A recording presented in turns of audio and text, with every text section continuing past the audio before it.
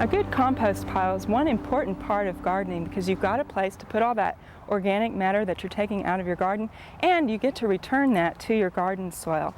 Now, a good compost pile has a carbon to nitrogen balance of 30 parts carbon to 1 part nitrogen. And you don't have to actually measure these as you put them in and be very precise, because there are some clues that your compost pile will give you to let you know when it's in balance. Now, one of these is the smell of your compost pile. If you notice that there's an ammonia smell coming off of the pile, that means that you've got too much nitrogen in there and you need to add some more carbon matter or brown matter to it.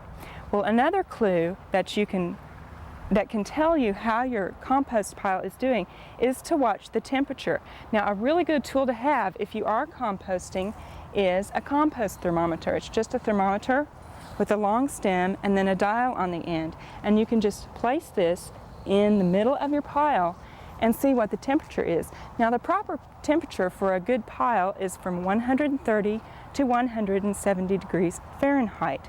Now, if it's higher than 170, that's again another clue that your pile is too high in nitrogen and you need to add some carbon material to it.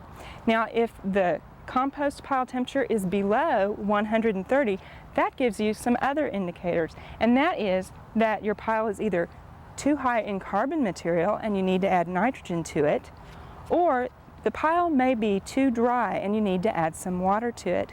Now, the way that you can tell if you need to add water to it is to check your compost. Now, if it is dry and it's not going to stick together in a ball, you'll need to add some water to this.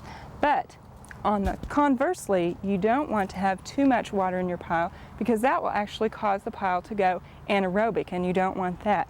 Now, the way that you can tell if you've got too much water in here is when you're squeezing it, you shouldn't be able to get any water out of this.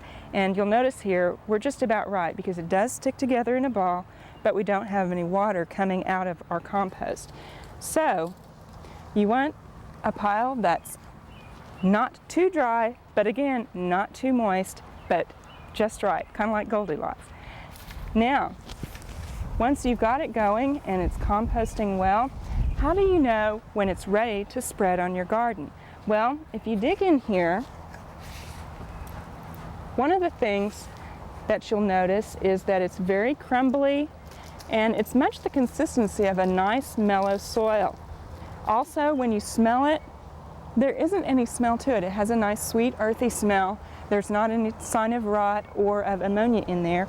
And finally, if your compost pile is not heating up anymore, but it all looks about like this, that means it's done and it's ready to spread back out on your garden. Now, one final note is that how often should you turn your compost pile?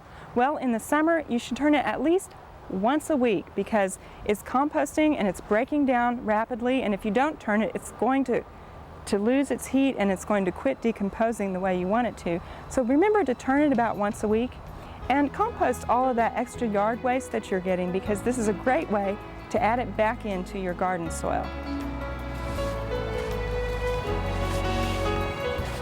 We hope you enjoyed this video. It's part of our OK Gardening Classics YouTube channel. You can also find more recent videos on our Oklahoma Gardening YouTube channel. And join us on social media for great gardening tips, photos, and discussion.